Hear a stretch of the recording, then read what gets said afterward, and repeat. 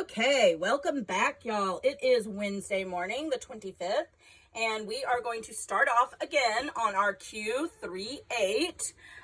We are doing our first box, which is, again, PEMDAS. Okay, so let's write that out and see what we got.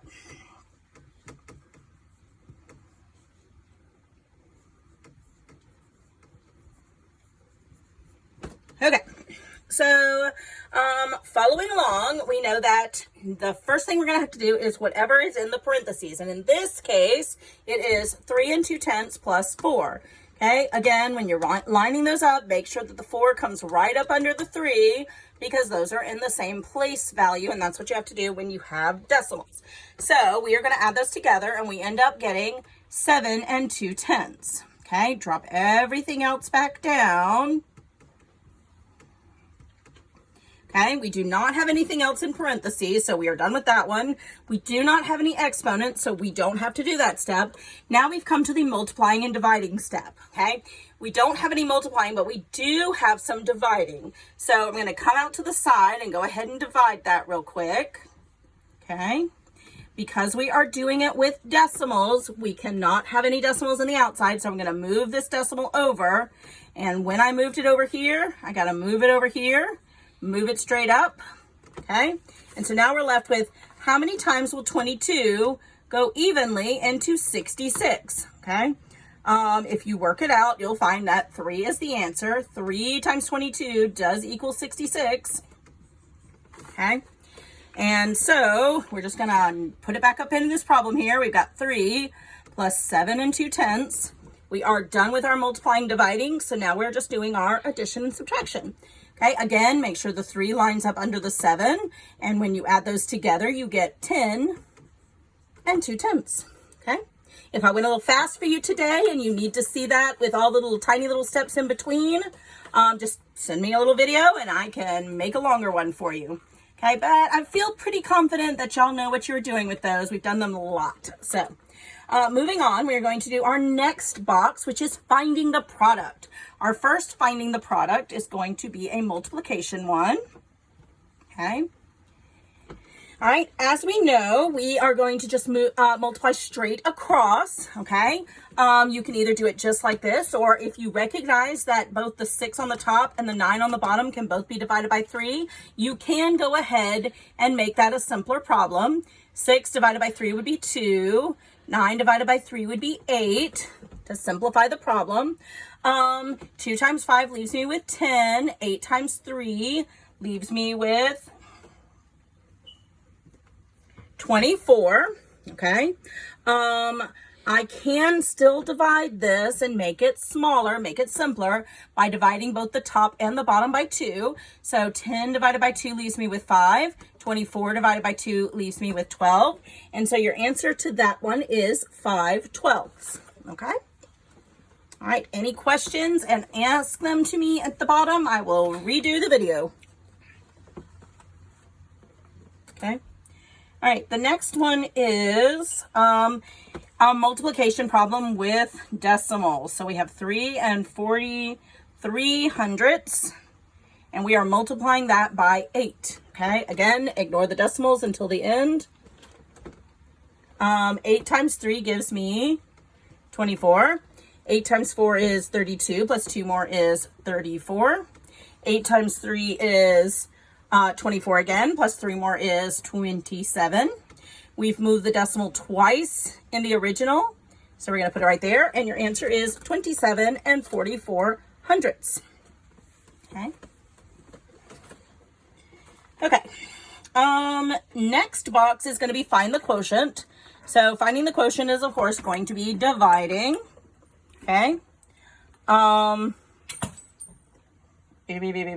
Sorry, I lost my box for a minute. All right, we are dividing 5/10 into 7 5/10. Okay. Again, you cannot leave the decimal on the outside, so we're going to move that over 1. You move it on the outside, you move it on the inside, and then straight up, and then you ignore it. So how many times will 5 go into 7? It'll go 1 time. 1 times 5 is 5. leaves you with 2. Bring down your 5. How many times will 5 go into 25? It'll go 5 times. 5 times 5 is 25. And that is the end of it. So you just leave it like that. It is 15. Okay. All right. Our next problem, again, is adding and subtracting fractions. They have done the same as they have in the previous 2 boxes. And you are going to be adding and then then subtracting with the exact same numbers. So we only have to convert the numbers once. Convenient. So we've got 3 and 8/9 plus 1 and 5/8. Okay. They really like that 8 and 9 this week. Okay. Again, we're going to just move the 3 over, move the 1 over, your whole numbers, okay? I would go ahead and also move the sign so you don't forget what you're doing, okay? We did decide that 72 was the number that belongs on the bottom. How did we get from 9 to 72? Well, we multiplied by 8, so 8 times 8 is 64. How did we get from 8 to 72? We multiplied by 9, so 5 times 9 is 45, okay? You simply add them together. 4 plus 5 is 9. 6 plus 4 is 10. That goes over 72. Okay. 3 plus 1 is 4. We cannot leave it like this. So how many groups of 72 will go into 109? You will get one whole group. Okay. So that one whole group we're going to add to the 4. So now we have 5. And what is left over? Well, if you subtract 109 minus 72, you're going to end up with 37, okay? And you put it back over that 72. 37 is a prime number, so that is all we can do. All right, so your answer in this case is 5 and 37/72. That's a mouthful, okay? Since they so conveniently made your subtraction problem and your addition problem using the same number, all we have to do is go back through, use your same numbers that you've already converted, and this time we're going to subtract them, okay? So, can you take 4 away from 5? No, we're going to have to regroup. Okay, 14 minus 5 leaves you with 9. 5 minus 4 leaves you with 1. That goes over your 72. 3 minus 1 is 2. You cannot reduce this because 19 is a prime number, so your answer is 2 and 19/72. Okay? All right, any questions? Just ask them in the bottom. I know y'all are doing great with these because y'all were doing great before we left. All right, our input-output chart. Again, have another input-output chart. Here's the X, there's the Y. Again, whatever you do to the X, that's going to get you to the Y. So we have a 1 that turns into a 4. We have a 3 that turns into a 10. We have a 5 that turns into a 16. We have a 9, and we don't know what it turns into. That's one of the things we have to figure out. And then we have something that turns into a 34, okay? All right, so again, excuse me, the numbers are going up. So we're going to start with seeing if there's an easy way to multiply. 1 times 4 is 4. 3 times 4 is not 10, so we can't do that. Let's see if there's an easy addition one. 1 plus 3 is 4. 3 plus 3 is not 10. So we are going to end up with a multiplying and probably a multiplying adding, okay? It is possible it could be multiplying and subtracting, but let's try this one first, okay? So what can we multiply 1 by to get close to 4? Well, this one's not really the easiest. I honestly think it's easier to start with like the 3 here. What can we multiply 3 by to get close to 10, but not quite there? 3 times 2 is 6, and then 6 plus 4 would get me to 10. So let's try that over here on the 1. 1 times 2 is 2, plus 4 more is not 4, okay? So let's go a little bit bigger, okay? Is there a bigger number that we can multiply 3 by to get close to 10? There is. We can multiply it by 3. 3 times 3 is 9, plus how many more? 1 more is 10, okay? Let us try that on the first one and the third one and see if that rule will work with either of those. Okay, 1 times 3 is 3, plus 1 more is 4. So it did work for that one. Let's see if it'll work for the 5. 5 times 3 is 15, plus 1 more is 16. So it looks like we have found our rule. Now we just have to apply it. 9 times 3 gives me 27, plus one more is 28. 28. Yay! Okay. And again, when you're trying to go from the answer backwards, you have to do them in not only the opposite operation, but in the opposite order. So since we added 1, we're going to have to subtract 1 first. And then since we times or multiply by 3, we're going to have to divide by 3. So 34 minus 1 will give me 33. 33 divided by 3 gives me 11. Okay.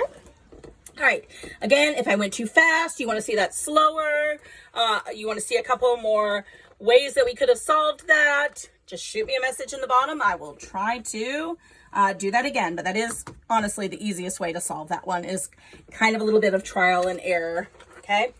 Our next one says draw the shape and list its attributes, okay? A regular polygon, okay?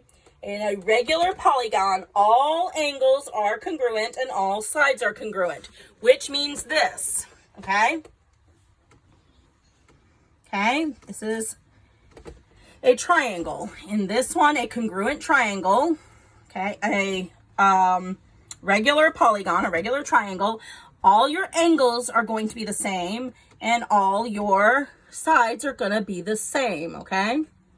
All right, so any regular polygon, it does not matter which one you drew, as long as all of the sides and all of the angles are the same, okay? A square is a regular polygon. A square has 4 sides and 4 right angles. All the sides are the same, all the angles are the same. So it has 4 congruent sides, 4 right angles, and it actually has 2 parallel lines there. You can mark them like that. You can mark them the other way. Doesn't matter. Okay. All right. For a rectangle, okay? A rectangle has what? It's got 2 parallel lines. My rectangle's a little wonky. Pretend like it's a regular one, okay? It's got 4 right angles, okay? And it's got 2 sets of congruent lines. Congruent lines mean they're the same. Okay?